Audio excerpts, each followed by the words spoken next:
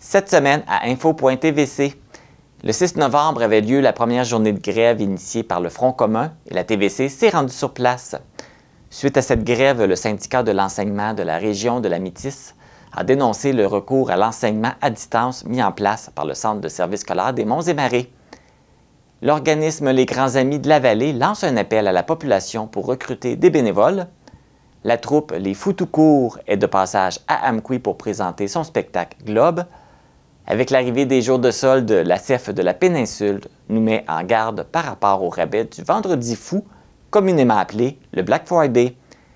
Et une spécialiste en dermopigmentation nous explique le traitement de tatouage de reconstruction de l'aréole et du mamelon offert aux personnes qui ont été atteintes du cancer du sein. Bonne émission!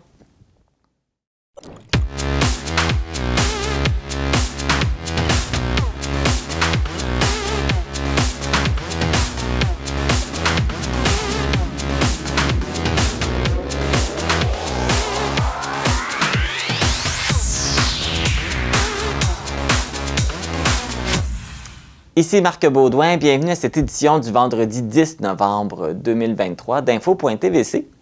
Un peu plus tôt cette semaine, l'hiver s'est installé dans la région. Qui dit hiver, dit température un peu plus froide. Vous voulez rester au chaud et regarder vos émissions locales? Vous pourrez effectuer le rattrapage de nos émissions par l'entremise de notre site Internet. Actuellement, vous avez accès aux émissions de la semaine, Info.tvc et Héritage. Mais on travaille fort pour que vous ayez accès à toutes nos autres émissions dans un avenir rapproché. Tout notre contenu est toujours disponible également sur notre chaîne YouTube. Prenez note de notre site internet tvcmatapedia.com et vous allez sur l'onglet « Nos émissions » pour choisir l'émission que vous voulez visionner. Voilà, c'est noté. Sans plus attendre, débutons l'émission avec le segment des actualités. Voici vos actualités matapédiennes du 10 novembre 2023. À compter d'aujourd'hui jusqu'au 16 novembre se déroulera l'opération nationale concertée visant les comportements imprudents. Dans le cadre de cette semaine, l'ensemble des services de police du Québec, en collaboration avec les contrôleurs routiers de la Société de l'assurance automobile du Québec, intensifieront leurs interventions sur l'ensemble du réseau routier du territoire québécois. En plus des interventions, une campagne de sensibilisation sous le thème « Sur la route, on se conduit bien » sera déployée sur les différentes plateformes des médias sociaux des organisations policières et de la SAAQ. Cette campagne vise à rappeler aux usagers de la route l'importance de respecter le Code de la sécurité routière et d'adopter des comportements prudents en tout temps.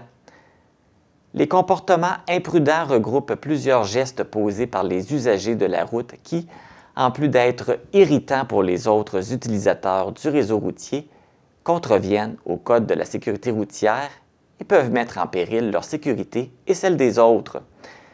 Les comportements imprudents ou inadéquats qui sont le plus souvent rapportés sont de ne pas céder le passage, passer sur un feu rouge, omettre de faire un arrêt obligatoire et suivre un autre utilisateur de la route de trop près. De 2020 à 2022, les comportements imprudents étaient présents dans 50% des collisions avec dommages corporels. Il s'agit d'une légère augmentation car cette proportion était de 47% de 2010 à 2012. Pour plus d'informations sur cette opération nationale concertée, vous pouvez consulter la page Facebook de la Sûreté du Québec, de même que celle des corps de police municipaux et de la SAAQ. En mars dernier, le ministre de la Santé, Christian Dubé, a déposé le projet de loi numéro 15 visant à rendre le système de santé et de services sociaux plus efficace. Le ministre Dubé avait mentionné que de permettre la présence du privé sur Clic Santé permettra d'atténuer les difficultés du réseau public avec une offre de rendez-vous rapidement accessible à la population. Ce nouveau projet de loi provoque des inquiétudes et de la contestation chez les organismes communautaires et les organisations des milieux corporatifs, médicaux et syndicaux. La table régionale des organismes communautaires du Bas-Saint-Laurent et la table de concertation des groupes de femmes du Bas-Saint-Laurent ont tenu un point de presse le 8 novembre dernier afin d'informer les médias et la population sur les coûts humains de cette réforme qu'ils considèrent comme un recul démocratique. Les deux organismes demandent à la commissaire à la santé et au bien-être, Joanne Castonguay, et au ministre Christian Dubé de mettre un stop à la privatisation en santé et de laisser plus de place à l'humanité dans cette réforme et dans le réseau de la santé et des services sociaux, en favorisant l'accessibilité, l'universalité, la gratuité, l'équité et le droit à la santé. Avec la crise qui ébranle l'écosystème médiatique québécois et canadien, la députée fédérale de la circonscription d'Avignon-Lamitis-Matane-Matapédia, Christina Michaud, est préoccupée par la survie des médias. En réponse à cette crise, le Bloc québécois réclame que le gouvernement fédéral mette sur pied un fonds d'urgence de 50 millions de dollars pour les médias de l'information, ainsi que la tenue d'états généraux sur l'avenir de ceux-ci. Face à Meta et aux autres géants du Web qui boycottent les contenus de nos médias et veulent les affaiblir, le Bloc québécois propose que le montant du fonds d'urgence réclamé soit l'équivalent sur 3 mois de la portion des revenus issus de la mise en place de C-18, estimée à environ 200 millions de dollars. Cette période de 3 mois correspond au début du blocage de Meta. Le réseau d'information La Saison du camping, qui se veut être un réseau privilégié entre les campeurs du Canada et tous les acteurs du milieu, a dévoilé le top 10 2023 des campings au Québec les mieux notés selon les évaluations des campeurs. Les résultats tiennent compte du plus grand nombre d'avis et des meilleurs scores selon 3 critères essentiels au bonheur de tout type de campeur, soit le service à la clientèle, la propreté des lieux et l'appréciation générale. Suite à cette évaluation, c'est le camping d'Amqui qui a été la destination préférée des campeurs en se méritant la première place du top 10 avec une note parfaite de 5 sur 5. Cela fait déjà quelques années que les campeurs sont invités à laisser leur note et appréciation des campings qu'ils visitent sur l'application mobile de la Saison du camping. La ville d'Amqui s'est vue octroyer une aide financière de 50 000 $ du ministère de la Culture et des Communications du Québec dans le cadre du programme Aide au projet en développement des collections des bibliothèques publiques autonomes 2023-2025. Cette contribution financière permettra à la Bibliothèque Madeleine Gagnon de se démarquer dans son offre de services aux citoyens en offrant de plus grandes collections de volumes. Ce qui aura également comme impact l'augmentation du score de qualité de la bibliothèque dans le cadre du programme Biblio-Qualité. Rappelons que la carte de membre annuelle de la Bibliothèque Madeleine Gagnon est gratuite pour les résidents d'Amqui et est disponible à faible coût pour les non-résidents de la ville. Les membres ont aussi accès à la location de jeux de société, de blocs Lego et de casse-tête. Le diffuseur de spectacles Diffusion Mordicus procédera au lancement de sa programmation Hiver-Printemps 2024 le 4 décembre prochain. Lors de cet événement, vous connaîtrez tous des spectacles qui seront présentés à la salle Jean Cossette d'Amqui. L'achat de billets sera possible à compter du lendemain, soit le 5 décembre à midi. Si vous voulez avoir la possibilité d'acheter vos billets avant tout le monde, il suffit de vous procurer votre carte de membre par l'entremise du site Internet diffusionmordicus.ca/devenir-membre. Toute la population est invitée à assister au lancement de la programmation Hiver-Printemps 2024. Devant l'ampleur que prend l'enjeu du logement, la MRC de la Matapédia s'est engagée dans une démarche de réflexion à travers un comité dédié à cette question et regroupant des élus de la région. Une première étape a été franchie en organisant une activité au profit des municipalités afin de leur présenter les différentes avenues qui s'offrent à elles pour tenter de résorber cette problématique. Aujourd'hui, la MRC de la Matapédia sollicite les employeurs et veut sonder leurs besoins actuels et futurs en termes de logement au profit des employés provenant de l'extérieur de la région. Les employeurs désireux de faire connaître leurs besoins n'ont qu'à compléter le questionnaire sur les besoins en logement dont le lien leur a été envoyé par courriel. Voici maintenant les actualités sportives. Dans la Ligue de hockey senior Desjardins de l'Est du Québec, le bar laser de Cauze-Abscal entamait sa saison samedi dernier face au Bois BSL de Montjoly. L'équipe matapédienne a conclu la partie avec une victoire de 6-3. Voici les faits saillants. Le bar laser a débuté la partie en force avec 2 buts marqués par Marc-Antoine Lévesque et Patrick Tremblay dans les 5 premières minutes de la première période. Patrick Tremblay a marqué son 2e but dans cette même période pour donner une avance à son équipe. Le Bois BSL s'est également inscrit au pointage avec un but. Cette première période de jeu s'est terminée avec un résultat de 3-1 pour le bar laser. En deuxième période, Ludovic Lefrançois et Brian Ruel ont ajouté 2 buts pour augmenter l'avance. Toutefois, le Bois BSL est revenu dans la partie en ajoutant eux aussi 2 buts. C'était 5-3 pour le bar laser à la fin de ce 2e tiers de la partie. En 3e période, Steven Leclerc scella l'issue du match avec le 6e but du bar laser. Aucun point n'a été marqué du côté du Bois BSL dans cette période. Le gardien Alexandre Michaud a réalisé 30 arrêts dans cette première partie. Le bar laser jouera sa 2e partie à domicile ce soir à 20h30. L'aréna Gérard Duchesne de Cauze-Abscal sera visité par les Castors de Matane. C'est ce qui complète les actualités matapédiennes.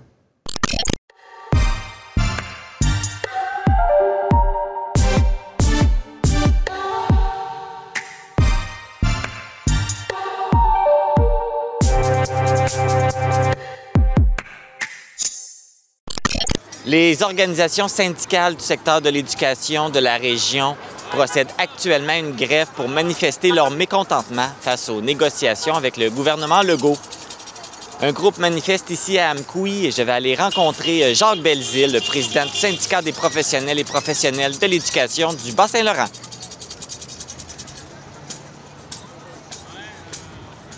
Jacques Belzile, bonjour. Bonjour, M. Baudouin. Cette journée de grève a été organisée afin de dénoncer les conditions de travail et l'état du système d'éducation publique. Quand on arrive à manifester, c'est parce qu'à quelque part, c'est que les négociations, ça bouge pas beaucoup. Effectivement, c'est stagnant au niveau de l'intersectoriel. La nouvelle proposition qui a été faite, là, tout le monde le sait, c'est 10,3 d'augmentation sur 5 ans. Donc, c'est 1,3 de plus qu'il y a un an. Donc, évidemment, ça a été refusé d'office. Puis, aux tables sectorielles, ça bouge un peu, mais c'est pas suffisant. Et vous, vos recommandations, parce que là, vous dites que la proposition est insuffisante. Vous, c'est quoi vous demandez? On demande 20 sur 3 ans. C'est ce qui a été demandé par le Front commun dès le début des négociations. Et là, force est de constater qu'on est très loin de ça parce qu'on nous offre 10,3 sur 5 ans. Et puis, au niveau des négociations, comment ça se passe? Bien, aux tables sectorielles, ça négocie. C'est pas tout le temps facile. Sans parler spécifiquement de chacune des tables, parce que ça serait trop long. Ce qui va débloquer les négociations, c'est vraiment l'intersectoriel au salarial, parce que c'est la recommandation la plus importante du Front commun actuellement. Donc, je vois, il y a quand même beaucoup de monde parce que ça touche beaucoup de secteurs, là, cette grève-là, aujourd'hui. Bien, actuellement, tout le réseau de l'éducation est touché. Donc, dans la vallée de la Matapédia, c'est les écoles secondaires, les écoles primaires, formation générale aux adultes. On a nos collègues de la santé un peu plus haut aussi qui sont en grève aujourd'hui. Le personnel de soutien qui est devant les écoles. Donc, l'ensemble des gens qui travaillent dans le réseau public aujourd'hui est en grève pour une période de 2 heures.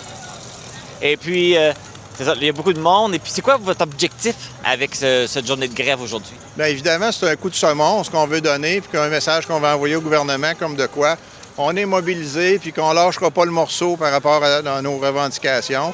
Je ne sais pas s'ils attendaient de voir si on était sérieux, mais là, force est de constater que tout le monde est là pour nous soutenir. Puis on va recommencer prochainement s'il n'y a pas de changement. Oui, c'était ça la prochaine question. J'imagine que là, si le message ne passe pas aujourd'hui, vous prévoyez faire d'autres journées de grève. Bien, c'est déjà prévu. Ça a été annoncé ce matin par le Front commun. Les prochaines journées de grève, ce sera 3 jours de grève consécutifs, le 21, 22, 23 novembre prochain. Okay. Donc, c'est connu, le Front commun au complet. Les 420 000 employés du Front commun vont être en grève ces 3 journées-là. Et on tombe en même temps que la FAE aussi qui va être en grève. Donc, ce sera près de 600 000 employés du réseau public. À moins qu'il y ait des changements entre-temps. Bien, évidemment, l'idée, c'est qu'il faut que ça bouge aux tables de négociation. C'est pour ça qu'on fait ça. On comprend que c'est pas tout le temps plaisant pour la population, mais cette négociation-là, c'est une bataille pour les services publics au Québec parce qu'ils sont dans un état lamentable, qu'on soit en santé ou en éducation. Il faut qu'il se passe quelque chose à ce niveau-là. Oui, parce que c'est pas la première fois. Là, ça fait plusieurs années que c'est dans cet état-là. Ça fait énormément. Ça fait plusieurs conventions collectives qu'on est en perte de pouvoir d'achat. Donc, évidemment, l'argent qu'on reçoit en salaire, on la redépense dans l'économie régionale. Hein? Ça, il ne faut pas l'oublier non plus. Là. On contribue, nous aussi, par nos impôts, à financer le réseau public. Là, aujourd'hui, vous n'êtes pas juste à un endroit. Là, il y a de la manifestation un peu partout. Bien, actuellement, pour l'éducation, il y a le personnel de soutien dans la vallée qui est en avant des écoles puis des centres. Enseignants professionnels sont ici aujourd'hui. Et dans le secteur, évidemment, le secteur des phares, parce qu'on représente aussi le secteur des phares, ils sont tous au parc des vétérans à Rimouski. Je souhaite une belle manifestation, puis on espère que le message va passer. On va le souhaiter aussi. Merci. Merci beaucoup. Le tournage s'est effectué au moment où la grève s'est déroulée, soit le lundi 6 novembre en avant-midi de 7h45 à 9h45. Au bord du boulevard Saint-Benoît-Ouest, en face du métro à Amqui. Lors de la grève du 6 novembre, le Centre de services scolaires des Monts et Marais est le seul au Québec qui a mis en place pour les élèves du secondaire une reprise de cours en téléenseignement. Pour les enseignantes et les enseignants du syndicat de l'enseignement de la région de la Métis, cette décision les a brimés dans leur droit de grève. On assiste à une mobilisation pour dénoncer ce recours à l'enseignement à distance. Je suis en présence de Jean-François Gaumont, président du syndicat. Bonjour. Bonjour. Quel geste vous avez fait aujourd'hui pour manifester votre désaccord avec le Centre de services scolaires des Monts et Marais d'avoir mis les cours du secondaire en virtuel? Bien, en fait, on est venu ici là, sur les trottoirs devant le centre de services scolaires là, pour dénoncer le geste. Puis on avait une bannière là, pour dénoncer le fait que le centre de services scolaires des Monts et Marais est le seul centre de services scolaires au Québec à avoir tenu des cours à distance là, pour brimer le droit de grève de ces enseignants du secondaire. Et en quoi, justement, cette décision-là, ça brime votre droit de grève? En fait, le Centre de services scolaires n'a pas demandé un projet pilote au ministère, donc n'était pas en mesure de pouvoir organiser légalement de l'enseignement à distance. Aussi, il faut dire que c'est une modification des conditions de travail de nos membres. Là. Nos membres sont habitués d'enseigner en présentiel. Là, on leur a dit, vous allez enseigner en virtuel. Donc, c'est un changement dans leur plan de cours, dans leur façon dont ils doivent préparer leurs cours et leçons. Donc, c'est sûr que c'est vraiment pas apprécié là, du côté du personnel. Non, puis ça a un impact aussi pour les élèves qui doivent suivre les cours. Effectivement, c'est sûr que ça a un impact sur les élèves. On me dit que le taux de présence était très faible lors de la journée d'hier. C'est-à-dire que les élèves n'ont pas répondu présent. Puis l'an passé, du côté du secteur Matani, il y a une grève des transporteurs scolaires. Puis le centre de service a demandé aux parents de venir porter les élèves. Qu'est-ce que ça aurait été de faire la même chose hier? Puis je pense que le taux de présence aurait été meilleur. Le centre de service scolaire, il y a une mission éducative auprès des élèves. Puis, s'il veut offrir une bonne qualité des services, tout le monde s'entend pour dire que la qualité des services est beaucoup meilleure en présence qu'en virtuel. Oui, puis c'est vraiment juste au niveau du secondaire parce que les élèves du primaire, eux, étaient en présentiel. Effectivement, seulement le secondaire. Et qu'est-ce qui était mentionné sur la banderole? Félicitations au Centre de services scolaires des Monts et Marais, seul centre de services scolaires au Québec à avoir organisé du téléenseignement pour brimer le droit de grève de ces enseignants. Donc, à la base, elle devait être installée près du bâtiment du centre de service, mais elle allait l'installer ailleurs pour éviter qu'elle soit enlevée. Effectivement. Donc, on en a installé une à Amqui. Il va en avoir une aussi du côté de Matane, mais en dehors des terrains du centre de service. Donc, pour que le message puisse passer et être vu par tout le monde. Bien, effectivement. Bien, Jean-François Gaumont, merci beaucoup. Merci beaucoup, ça me fait plaisir. Vous pourrez voir la banderole qui a été installée sur la rue d'Auteuil, près de l'aréna d'Amqui.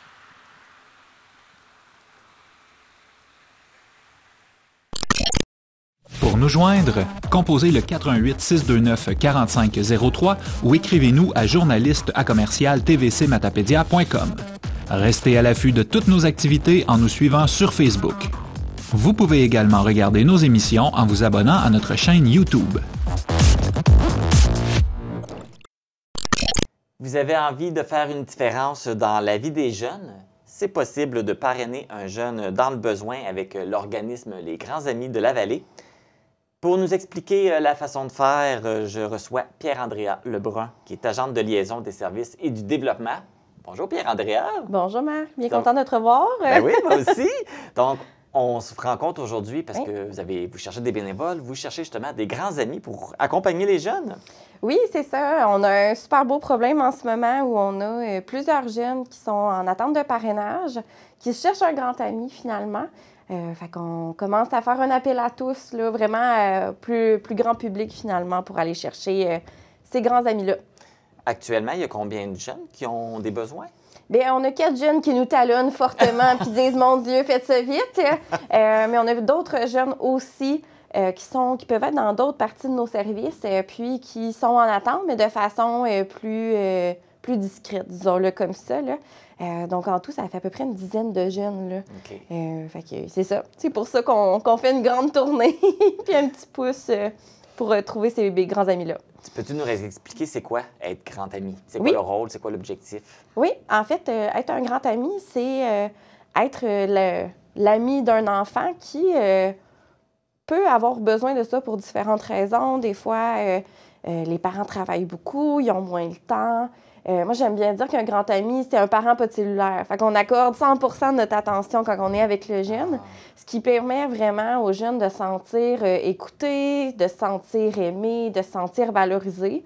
Fait que le travail de nos bénévoles grands amis, ce sont vraiment des gens qui vont aller en activité avec les jeunes, puis qui vont leur permettre de vivre des moments privilégiés puis de créer une relation de confiance ensemble.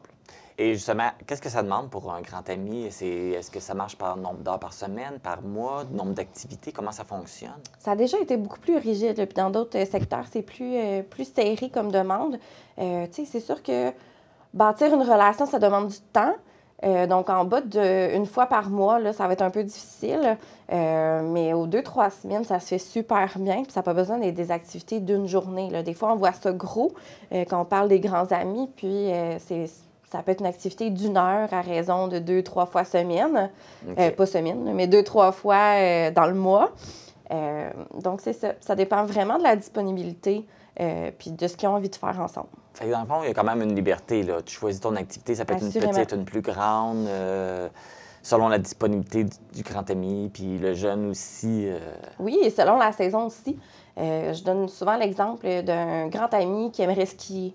Bien, si pendant la saison de ski, le jeune est intéressé, qu'ils vont skier ensemble toutes les fins de semaine, bien, ça ne veut pas dire qu'une fois l'hiver terminé, ils vont suivre ce rythme-là de rencontres. Là. Ça dépend. Fait que des fois, c'est ça. C'est vraiment selon les opportunités, selon les intérêts du grand ami et du jeune. Qu'est-ce que ça peut apporter un programme comme celui-là, autant pour le grand ami, autant pour le jeune? Nos grands amis nous disent que ça fait vraiment une différence pour eux aussi, qui sentent qu'ils font une différence dans la vie du jeune. Ça leur permet de développer un lien particulier avec un enfant ou un adolescent. Puis pour les jeunes, honnêtement, ça change beaucoup de choses. On a des jeunes qui ont vécu, qui sont en parrainage depuis presque 5 ans. Puis dans les transitions de vie, là, des fois, ça brasse un peu plus. Bien, ça reste un pilier, ce grand ami-là. Puis des fois, on n'a pas envie de parler de certaines choses à nos parents. Bien, nos grands amis, ça peut être une belle opportunité de s'ouvrir et de discuter des choses un peu plus difficiles ou auxquelles on serait moins à l'aise d'en parler, du moins avec nos parents. C'est une belle relation enrichissante là, de vivre ça. Vraiment, vraiment. Et quelqu'un qui veut devenir grand ami, comment ça fonctionne? Bien, vous m'appelez. Vous m'appelez, Première étape, c'est facile, là. Oui, c'est ça, c'est vraiment facile. Puis après ça, on regarde ensemble. On a un processus d'acceptation parce que c'est sûr que si un parent confie son enfant à un grand ami, bien, on veut s'assurer quand même qu'on ne l'envoie pas avec n'importe qui. Fait qu'il y a un processus avec plusieurs étapes. Puis, c'est même un comité consultatif, là, donc des gens à l'externe de notre organisme qui vont s'occuper d'évaluer le dossier à la fin puis s'assurer qu'il n'y a pas d'écueil ou d'enjeux potentiels, là. Donc, c'est ça. Ça peut prendre, tout dépendant, là, étant donné qu'il y a plusieurs petites étapes, là, ça peut prendre entre 1 mois, puis si on les tire, ben là, beaucoup plus. Là, ça dépend des retours qu'on fait finalement. Donc, on va être grand amis. On s'appelle tout de suite. Là. Ben on n'attend pas parce qu'on a un petit délai avant d'être accepté. Tout à fait, tout à fait. Puis c'est une réalité pour les jeunes aussi, de dire, ben on a des grands amis en attente. Il faut que le match fonctionne, tu sais, que le grand ami et le jeune soient compatibles dans leurs intérêts et tout ça. Fait que pour les jeunes aussi, c'est une réalité de dire, ben on a des grands amis qui s'en viennent, mais il faut attendre un peu là, le temps qu'ils aient fini leur processus. Là. Mais pour le jumelage, là, ça, vous regardez au niveau des intérêts, mais est-ce qu'il y a un premier match, une première rencontre pour voir s'il va y avoir une affinité entre les deux personnes? Ah oui, c'est sûr. Okay. De notre côté, nous, on fait déjà un tri, puis on voit déjà, on connaît les jeunes, on connaît les bénévoles, ben on va essayer de voir quels sont les jumelages les plus flagrants, disons, qu'on considère les plus faciles. Mais on va accompagner à la première rencontre. Donc, c'est sûr qu'on va en parler aux parents, puis on va faire une première rencontre pour voir si ça fonctionne. Parce que l'objectif, c'est ça, c'est que ça perdure. Fait qu'on va essayer de s'assurer que la chimie fonctionne. Je sais pas si mais vous êtes rendu à combien de grands amis actuellement? Bien là, c'est ça, la pandémie, ça a été hyper difficile. T'sais, on ne pouvait pas à l'extérieur de notre bulle familiale. Puis ça a toujours été un enjeu là, aux grands amis, d'avoir des grands amis. Finalement, là, en ce moment, on en a 2. OK. On en a 2, mais 10 jeunes en attente. Fait que, c'est ça. C'est un bon débalancement. Un grand ami, peux-tu avoir plus qu'un jumelage ou c'est vraiment un grand ami par chaque jeune? Ça va être un grand ami par... Oui, c'est quand même exigeant. Bien, c'est exigeant, mais c'est surtout qu'on veut donner notre attention de façon ciblée. Ouais. OK. Tout à fait. Bon. Donc, on invite la population, à ceux qui sont intéressés à être jumelés avec un jeune, là, de vous contacter. Tout à fait. Jeunes, moins jeunes, qui ont beaucoup de temps, un peu moins de temps. C'est vraiment donner son amitié en cadeau, finalement, puis de faire la différence dans la vie de ces jeunes-là de façon positive. Quoi de mieux? Quel plus beau cadeau que de donner son amitié à quelqu'un? Caroline, ça va faire du bien, c'est magnifique. Bien, merci beaucoup, Pierre-Andrea. Merci beaucoup à toi, Marc. On lance l'appel là, pour que les gens puissent... Oui, on attend les postuler. appels. Oui. Merci. Merci à toi. Vous voulez devenir parrain ou marraine d'un jeune dans le besoin? C'est bien simple, vous contactez l'organisme Les Grands Amis de la Vallée au 88 629 2799 ou par courriel à info@grandsamidesdelavallée.com. La compagnie de production en art clownesque Les Fous tout court sera de passage à la salle Jean Cossette d'Amqui pour présenter le spectacle Globe. Je suis sur place pour rencontrer l'équipe de direction artistique. Hey, nous sommes de retour! Oui, nous sommes de retour encore! Incroyable. Hey! C'est parfait. Alors, je suis en compagnie de Rémi Jacques et de Jean-Félix Bélanger. C'est eux, les Fous tout court. Bonjour! Bonjour, bonjour! C'est encore nous! Ben oui, on aime ça vous recevoir. Oui! C'est déjà notre 5e passage ici, là. Hein? C'est un beau coin. Ah oui, c'est beau, c'est beau, c'est beau. Je veux dire, on est parti là, de notre coin de chez nous. Il n'y avait pas de neige, on est arrivé ici, il y a déjà 1 pied. Hein? C'est beau, c'est tout blanc, comme le spectacle. Justement, on va parler de ce spectacle-là que vous allez présenter, une nouvelle tournée avec le spectacle Globe. Ce n'est pas la première fois que vous le présentez. Non, non. Globe, il tourne depuis 2019. On a déjà 125 représentations dans 5 pays différents. Donc, on l'a quand même bien joué. Puis ici, il était prévu depuis longtemps et a été reporté dû à plusieurs raisons qu'on connaît. Et là, c'est là que ça se passe. Donc là, c'est la première fois que vous le présentez ici, Globe. Oui, oui, oui, oui. Ici, c'est la première fois. Oui.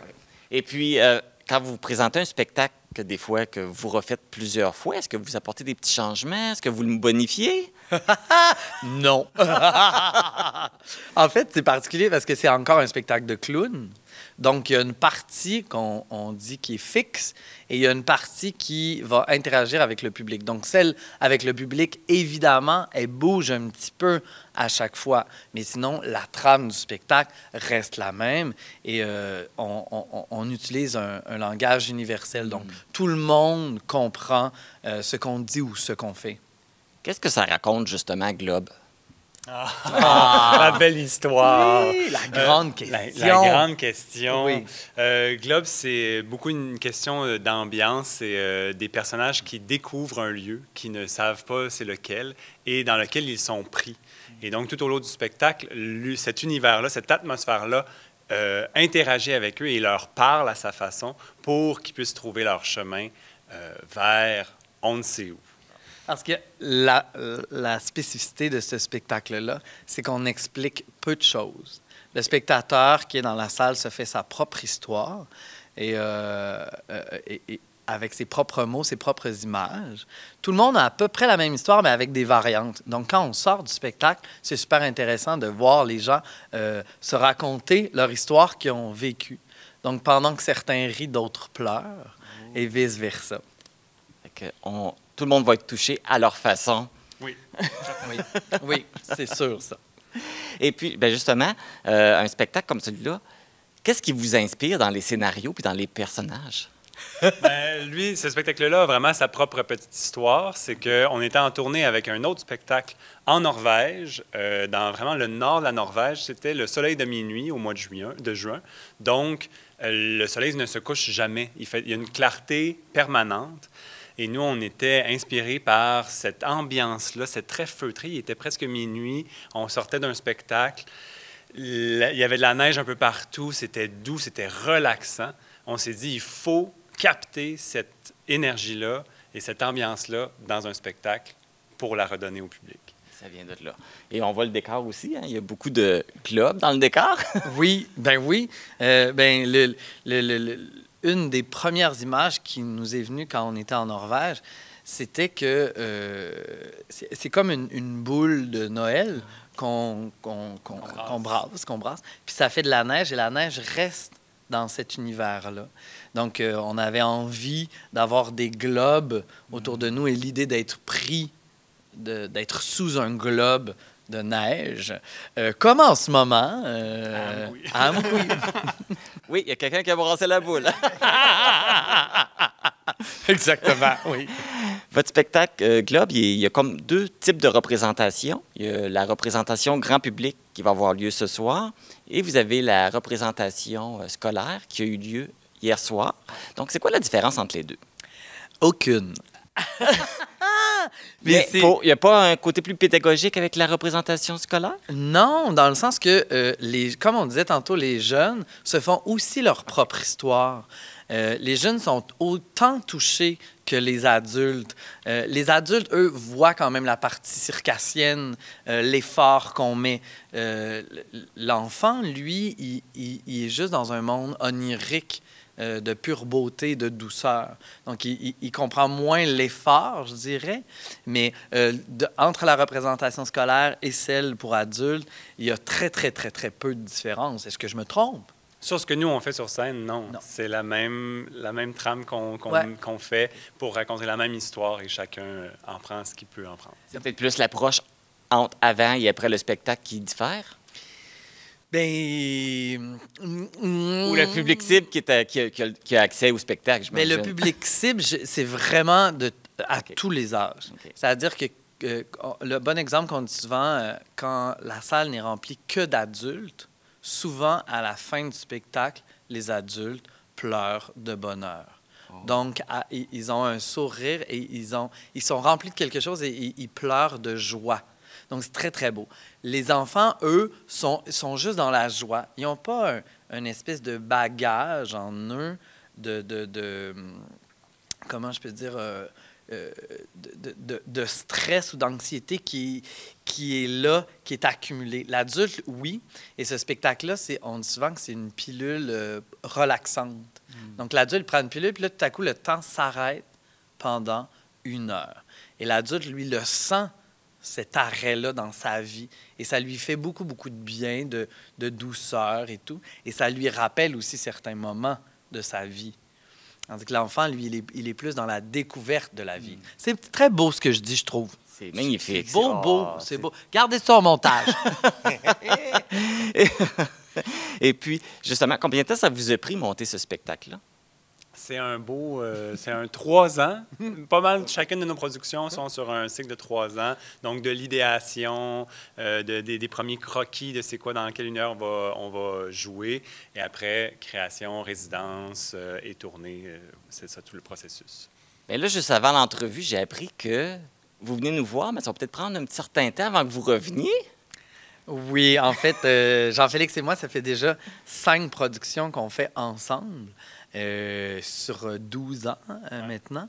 Et donc, la prochaine production qui est en création en ce moment est avec des nouveaux artistes. Donc, le prochain passage... s'il y en a un. S'il y en a un. S'il y en a un. Si le public réclame les photos courts. Le prochain passage sera avec des nouveaux artistes. Nous, on roule, on présente Globe partout dans le monde en ce moment. Okay. Et Oppidum également. Donc, on a 2 grosses productions qu'on roule pour les 2-3 prochaines années. Okay. Au moins, vous nous rassurez, ça ne veut pas dire que les photos courts ne viendront pas. Exactement, c'est ça. Les photos courts continuent de créer, vont apporter de nouveaux univers, ça c'est sûr, ça ne changera pas. Ouf, là je suis rassuré. Hey, merci Rémi et Jean-Félix. Merci beaucoup et je vous souhaite un bon spectacle ce soir. Bien, merci. On vous attend pour prendre un moment de douceur et de magie avec nous. Merci. Bye! Il reste encore des billets si vous voulez assister au spectacle Globe des Fous tout court. C'est ce soir à la salle Jean Cossette à 19 h. Pour vous procurer des billets, vous pouvez aller sur l'application ou le site Internet de Diffusion Mordicus ou téléphoner au 88 631 1788. Bon spectacle!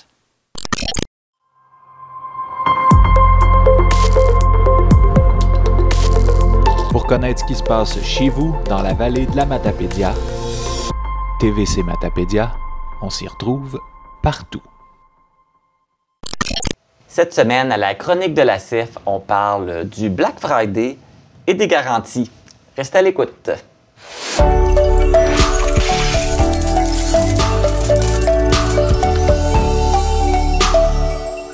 Toujours en compagnie de la directrice de la CIF, Hélène Guilbeault. Bonjour Hélène. Bonjour. Rebonjour. Oui.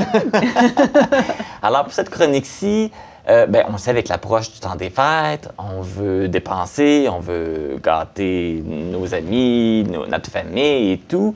Alors on a souvent tendance à tomber dans le piège des rabais, des spéciaux, comme oui. Des fois qui ont de l'air super extraordinaire, comme d'ailleurs avec le Black Friday qui s'en vient. Oui, qui s'en vient à grands pas, effectivement. Puis maintenant, le Black Friday dure quasiment tout le mois de novembre. Hein. On le voit souvent sur les sites web et tout, à partir du début novembre, qu'on tombe déjà dans les offensives du Black Friday. Donc, c'est des stratégies marketing, il faut savoir tout ça. C'est des stratégies qui sont mises en place pour faire en sorte de consommer. Parce qu'il faut comprendre que le Black Friday, à l'époque, était vraiment ciblé à une période de temps spécifique durant l'année. Donc aux alentours là, du 20 novembre. Et c'était vraiment pour écouler la balance de stock, de vieux stocks, afin de faire place aux nouveautés qui vont venir pour le temps des fêtes. Donc, mais là, c'est plus ça. Mais non, parce que là, en bout de ligne, c'est de la consommation pure et simple, tout simplement. Des offres qui sont mises sur la table, qui sont, bon, peut-être, oui, des fois avantageuses, mais d'autres fois, on se trouve tout simplement à hausser le prix de départ initiaux pour vraiment faire des faux rabais par la suite. C'est des stratèges qui sont vus là, de façon régulière, là, malheureusement, aujourd'hui. Là, tu parles de faux rabais. Comment il faut comprendre ça, un faux rabais? Parce qu'il y a quand même un rabais ou il n'y a pas de rabais? C'est dur ça devient complexe à comprendre. Oui, ça devient... Parce qu'il y a quand même une étiquette avec un prix barré. Avec exactement, exactement. Dans le fond, le faux rabais, c'est que justement, le commerçant va faire une tentative de hausser le prix, exemple, au mois d'octobre, de l'article, exemple, un téléviseur, on va hausser le prix peut-être de 200 $.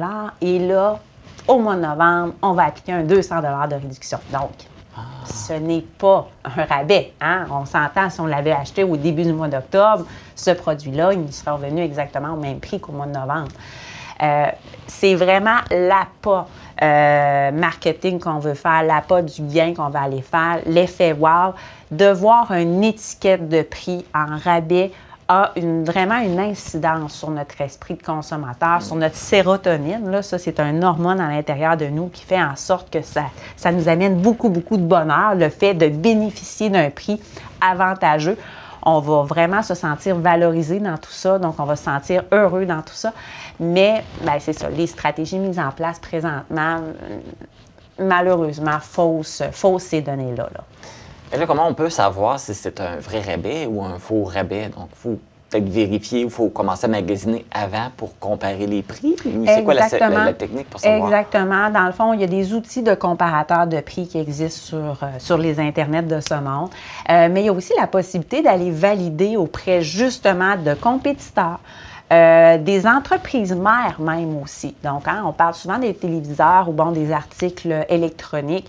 On a quand même une possibilité d'aller voir chez l'entreprise mère à quel prix se vend théoriquement ce produit-là au détail. Donc, l'entreprise mère, elle, ne variera pas ses prix nécessairement. C'est beaucoup plus le commerçant, celui qui va être le détaillant d'une certaine façon, qui, lui, va peut-être faire un amalgame de prix au travers de tout ça.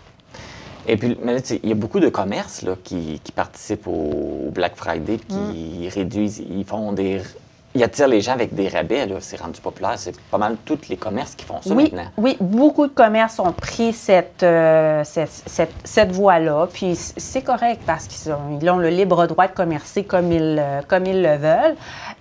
Mais c'est ça, il y a quand même certaines pratiques là, que nous, on suggère aux gens de faire attention, de vérifier et toujours, en réalité, de se demander la question si c'est vraiment pertinent d'acheter ce produit-là. Est-ce que c'est parce qu'il est en rabais qu'on l'achète ou parce que c'est quelque chose qui est essentiel à notre vie? Donc, c'est le mot d'ordre. Ça va revenir souvent cette année, encore une fois, cette information-là, se demander si on en a réellement besoin, surtout dans un contexte d'inflation, dans un contexte d'explosion des prix. C'est pas parce que le produit est en rabais de 150 $ que nécessairement, c'est nécessaire qu'on puisse se le procurer. Ou en faire un cadeau aussi. Hein? Ou en faire un cadeau aussi, parce que souvent, le meilleur cadeau qu'on peut donner, c'est notre temps, c'est être avec la personne. C'est pas le gadget qui va peut-être prendre la poussière sur la tablette ou qui sera peut-être pas utile nécessairement parce que la personne en a déjà deux et qu'elle vous l'a pas dit. Tout le monde donne ça en cadeau. Elle l'en reçoit plusieurs fois. Autre chose qu'il faut être prudent aussi, c'est avec les garanties. Parce que ça arrive souvent au magazine. Voulez-vous une garantie d'1 an de plus? Bien là, il faut payer plus. C'est pas toujours nécessairement nécessaire, puis bon, ces garanties-là non plus. Là. Non, puis il faut comprendre, dans la loi, vraiment, le commerçant a le devoir de vous indiquer qu'il y a une garantie de base sur le bien que vous achetez qui couvre normalement une durée normale du bien. Donc, c'est sûr, ça diffère de différents types de biens. On s'entend, là, un micro-ondes n'a pas nécessairement la même durée de vie possible qu'un autre type de produit. Donc, il faut vraiment faire attention à tout ça. Donc, c'est sûr et certain que si, exemple, on s'achète un produit et que, selon la garantie normale, bien, on se rend compte que le produit ne fonctionne plus, on a une possibilité de recours là, avec l'entreprise mère toujours. Donc, c'est ça vraiment qui est à prendre en considération. Il faut savoir aussi, ça c'est nouveau, c'est pas nécessairement tous les gens qui sont au courant, mais on a maintenant un nouveau projet de loi qui va être en vigueur. Là, il est en adoption présentement, en démarchage et tout. Il est adopté, mais il reste, certaines finalités là, à entreprendre. Le projet de loi 29 qui vise justement à encadrer les pratiques au niveau de l'obsolescence programmée, mais également au niveau de la durabilité des biens, qui va vraiment faire en sorte de changer le contexte de la garantie de base, qui va couvrir maintenant beaucoup plus longtemps, ultimement, c'est ce qu'on souhaite. Là. Donc, ça, suivez l'actualité là, à ce niveau-là, pour vraiment être au fait. Donc, vraiment, la garantie, il faut y faire attention. Ce n'est pas nécessairement utile, tout dépendant du bien, hein, on s'entend. Et maintenant, bien, souvent, dans certains grands centres d'achat, certains grands magasins, bien, avec les caisses automatisées, on offre maintenant à la caisse, lorsqu'on poinçonne un article électronique ou un gadget de cuisine ou peu importe, la possibilité d'acquérir directement à la caisse la garantie de façon, ma foi, quasiment trop facile pour le commerçant d'une certaine façon. Parce que là, on voit, on est toujours bien énervé là, à la caisse rapide, là, hein, puis là, on sent qu'il y a des gens avec nous, puis là, ben, la petite dame qui nous surveille ou le petit monsieur qui nous surveille. Donc, on a une pression de faire ça vite et on va cliquer, malheureusement, pour se débarrasser de l'écran. Et fait vécu récemment, là, ça ajoute quand même des frais relativement importants à une facture. Là. On peut parler de 100 des garanties pour un bien qui en vaut peut-être 200. Là. Donc, vous voyez, ça n'a pas de bon sens. Puis ce qu'il faut être prudent, c'est avec les garanties prolongées, souvent, ils nous disent, peu importe ce qui arrive, tu reviens, mais c'est pas toujours vrai. Non. Des fois, on revient, c'est comme, ça, c'est pas sur la garantie. Ben oui, ça, c'est pas sur la garantie ou l'usage forcé n'est pas sur la garantie. Donc, c'est vraiment les usages standards, traditionnels. On s'entend, si on a malmené le bien et que c'est vraiment volontaire de notre part, ben oui, ça ne sera pas couvert par la garantie, là. Donc, c'est des garanties qui, souvent, malheureusement, ne servent à rien. Oui, fait qu'il faut faire attention quand on nous l'avait en disant « ça garantit tout ». Non. Non, malheureusement. Mais là, on peut poser des questions, j'imagine. On a le droit de poser des questions. Oui. Tu nous dis c'est garanti sur tout. De clarifier, c'est quoi le tout? Oui, le tout, mais aussi de clarifier la garantie de base. Qu'est-ce qu'elle couvre déjà? Et ça, comme je vous dis, le commerçant a l'obligation de vous le spécifier. Fait que c'est à nous de prendre un temps, de poser les questions puis de s'informer avant de s'embarquer dans les choses. Exact. Mais C'est votre argent. Bon, c'est drôle qu'on n'a pas le réflexe de le faire. Mais non, parce qu'on veut faire ça vite. On le voit même avec l'épicerie. Si on passe le produit, il ne passe pas le bon montant, on a le droit de l'avoir gratuitement s'il ne passe pas. Sur une valeur de 10 et moins. Oui, ben c'est ça, selon les conditions, mais on ne le fait pas. Non, on le fait pas. On dirait qu'on est mal à l'aise. On dirait Ben qu'on oui. on est mal à l'aise, nous, ici, dans la vallée, au Québec, au Canada, de faire valoir nos droits, mais nous, on est là pour ça. Puis de poser les vraies questions. Puis de dire, regarde, moi, je veux savoir dans quoi je m'embarque. Explique-moi c'est quoi. Puis... Exactement. N'hésitez pas, c'est votre argent, c'est vos biens, c'est votre salaire, ultimement. Donc, c'est important de savoir où vont nos sous. Parfait. Fait qu'on invite les gens, Hélène, on invite les gens à être prudents avec les rabais du Black Friday. Oui. Puis de faire attention aussi avec les garanties prolongées avant de s'embarquer puis de prendre quelque chose de bien s'informer. Oui, oui, tout à fait. De poser ces questions, de vraiment s'informer toujours sur la garantie de base. N'oubliez pas, c'est là, c'est disponible. Puis souvent, ça couvre ce que ça a besoin de couvrir. Là. Puis on vous contacte. Si on a des questions Absolument. en tout temps, on contacte la CIF. On a des questions, on veut savoir exactement avant de s'embarquer dans quelque chose. Vous êtes toujours là pour ça. Toujours disponible à cfpeninsule.ca, sinon par téléphone au 1-866-566-7645. Bien, merci Hélène. Puis on va souhaiter un bon Black Friday. Je sais pas si tu magasines. Absolument pas. Merci. Merci. Pour contrer le manque d'informations locales, pour sensibiliser la population, pour mettre en valeur le savoir-faire régional, pour divertir la population, pour être accessible à la portée de tous et proche des gens, pour que nos histoires soient relatées et racontées pour les gens qui ne peuvent se déplacer. Au Bas-Saint-Laurent et en Gaspésie, vos 8 télévisions locales existent pour vous.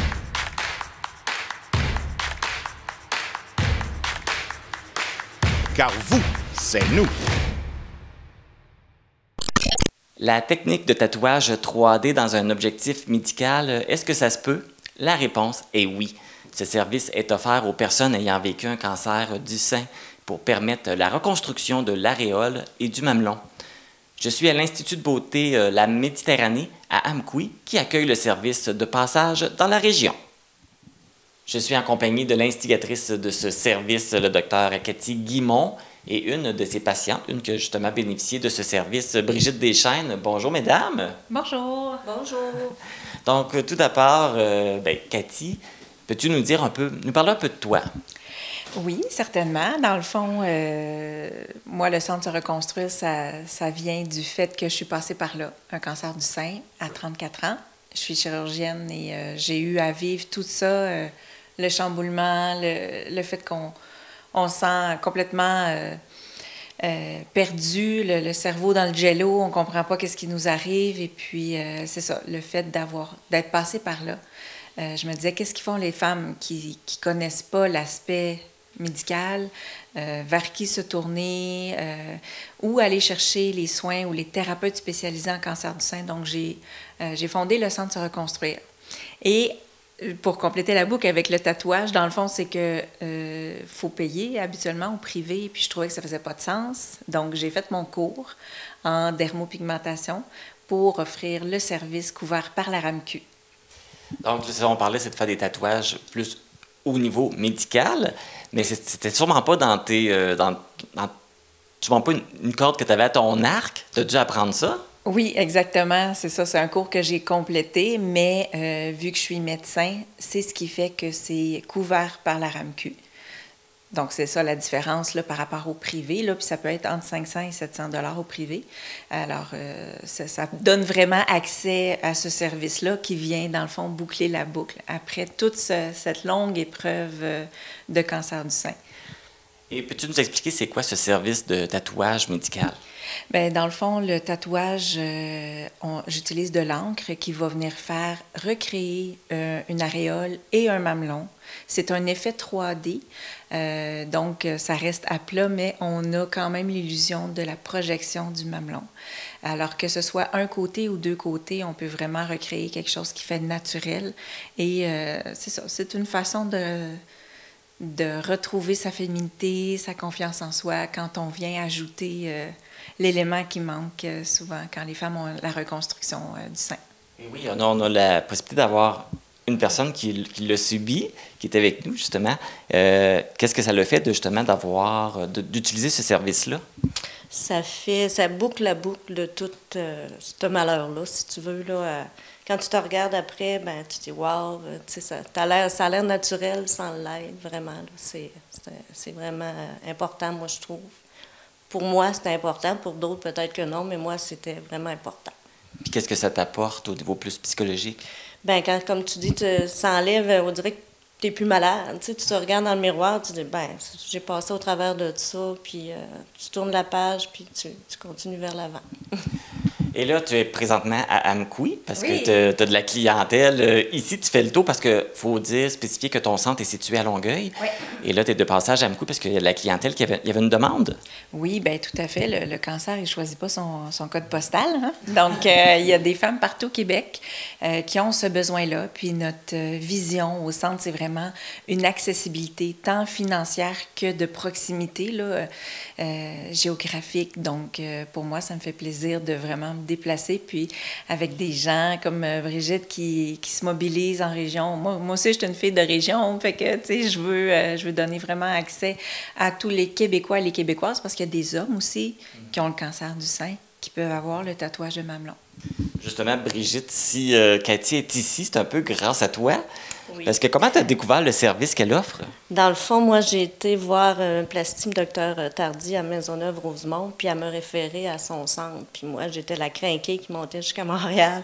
Puis quand je suis rentrée dans le centre, j'ai fait « wow », tu sais, c'est pas comme un hôpital, là. C'est vraiment un beau centre, ça m'a donné la chair de poule. J'ai dit « c'est bien, c'est accueillant », puis j'ai dit « non, il faut que je fasse de quoi, là ». C'était comme ma mission. Je la fais venir en région si elle veut, puis si j'ai assez de noms. Oui, c'est ça, parce que tu nous as contactés à la TVC, fait que tu fais beaucoup de publicité, tu veux vraiment qu'elle soit connue. Puis pourquoi c'est important pour toi, justement, de la faire connaître? Bien, pour donner au suivant, là. Tu sais, moi, avant de le savoir que ça existait, je le savais pas, là. Fait que là, je me suis dit, bien, si le monde est au courant, bien, la seule affaire qu'ils ont besoin, c'est une consultation médicale, puis ça passe sur la carte d'assurance maladie. Fait que c'est merveilleux. Bien, justement, parlant de ça, c'est quoi les critères? Qui peut avoir accès à ce service-là? C'est sûr, les personnes qui ont le cancer, mais y a-t-il un stade qui doivent être rendu? Bien, même, je vais corriger ce que tu viens de dire. Il y a même des femmes qui ont le gène BRCA, qui n'ont pas nécessairement de cancer, mais qui subissent la double mastectomie, hein, dans le fond, pour prévenir un cancer. Puis, ces femmes-là aussi, ils ont une reconstruction donc de leur sein et où les femmes qui sont à plat aussi. Il y en a certaines qui désirent quand même avoir le mamelon. Donc, ça ne veut pas dire que, dépendamment si on choisit ou pas une reconstruction ou dépendamment de son bagage et de qui on est, on peut décider ou pas de retrouver le mamelon. OK. L'important, c'est que si on a à retrouver les deux, bien, je fais les deux. Puis s'il y en a un d'un côté, l'important, c'est de recréer le plus possible la couleur, la forme du mamelon contralatéral, donc qui est encore présent. Maintenant, tu te consacres à ça. Maintenant, c'est rendu ton travail principal. Ouais. Là, tu te promènes, il y a beaucoup de demandes. Est-ce que tu as une possibilité de demander de l'aide et d'avoir des succursales qui vont ouvrir un peu partout au Québec? Oui, ça serait ça l'idée. Mais déjà, avec la Fondation québécoise du cancer, eux, ils ont des hébergements. Ils en ont 6 au Québec. Et ils me prêtent déjà les locaux aussi, donc à Trois-Rivières, Québec. Je m'en vais à Sherbrooke aussi début décembre. Trois-Rivières, c'est la 3e fois que je vais m'en rendre là. À Québec aussi, je suis allée déjà. Puis après ça, au Gatineau ou peut-être Chicoutimi ou tout ça. Puis Gaspé. Bon, puis éventuellement, je suis en train de monter un cours pour enseigner et que d'autres médecins puissent suivre le cours pour que les gens en région aussi aient leurs ressources là, à proximité. Puis sinon, en attendant, je vais continuer à me déplacer. Okay, une ressource à temps plein sur le secteur. Oui, c'est ça. Qu'ils ne soient pas obligés d'attendre que toi, tu te déplaces et que tu fasses le tour. Exactement. Mais là, tu parlais, c'est un médecin. C'est pas n'importe qui peut faire ça. Ça prend absolument un médecin? En fait, au privé, souvent, c'est des esthéticiennes. Qui font déjà du maquillage permanent, donc c'est correct, mais pour que ce soit remboursé, il faut que ce soit un médecin. Okay. En fait, c'est pas un remboursement, c'est un geste médical, comme si je fais une appendicite, mais là, je fais une reconstruction du complexe aréolo-mamelonnaire par dermopigmentation médicale. Okay. Et là, vu que ça passe sur la carte d'assurance maladie, ça veut dire que c'est accessible à tout le monde. Oui, c'est ça. Il n'y a pas de contre-indication, là. Même, il y en a des femmes qui n'y avaient pas accès, puis après 12 ans, bien, ils ont eu accès parce que ça ne coûte rien. Et là, ça va faire près de 2 ans que tu es parti. Alors, combien de demandes que tu as? Est-ce que la clientèle est... Il y en a beaucoup de plus en plus, heureusement, parce que là, ça se fait connaître, tout ça. Et ce qu'il faut savoir, c'est qu'il y a un délai de 6 mois entre la dernière intervention et le tatouage. Il faut vraiment que la peau ne soit pas en train de se refaire d'une cicatrice.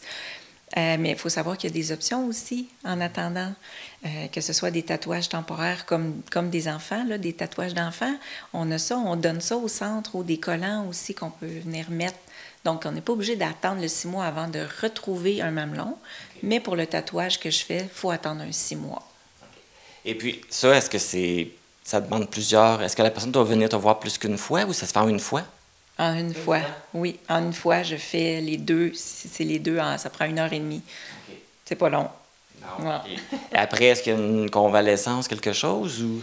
Bien, en fait, c'est à peu près rien. Hein? Le tatouage, on reste en surface. C'est comme une graphine de chat sur la grosseur du mamelon. Je coupe pas la peau, hein? Donc c'est 2 jours pas d'eau dessus, puis 2 semaines sans tremper dans l'eau, mais il y en a qui retournent travailler. Vraiment, ça vaut pas la peine de s'en passer. C'est ça. C'est quelque chose qui est rapide et qui ramène un bienfait. Tu t'en témoignes hein, que ça ramène un bienfait. C'est ça. Cathy Guimond, Brigitte Deschênes, merci beaucoup. C'est vraiment, je trouve que c'est une belle initiative. On pense aux gens justement qui vivent ces situations-là, c'est pas facile. Hein? Ouais. Et d'avoir ce service-là, bravo pour cette belle initiative. Merci beaucoup. Merci Brigitte. Merci. Si vous voulez en savoir plus sur ce service de tatouage, de reconstruction de l'aréole et du mamelon, vous pouvez consulter le site Internet du Centre de santé du sein Se Reconstruire au centre-se-reconstruire.ca ou par la page Facebook Centre Se Reconstruire. Informatique Barest est responsable de l'entretien du matériel informatique de votre TVC. Informatique Barest, vente et réparation d'ordinateurs, services commerciaux et résidentiels. 418-629-INFO. C'est ce qui termine cette édition du 10 novembre d'Info.tvc. Merci d'avoir été à l'écoute. Les vêtements que je porte sont une gracieuseté de la boutique Passion Mode située à Cause-Abscale. Ne manquez pas le télébingo ce dimanche à 12h30. Les cartes à jouer sont de couleur lime. Dans quelques instants, c'est l'émission X à danse. Cette semaine, on débute une nouvelle danse, la rumba, qui est une danse un peu plus sensuelle. Je vous retrouve la semaine prochaine pour une autre édition d'Info.tvc. Avec la neige reçue ces derniers jours, soyez prudents sur la route. Bonne semaine!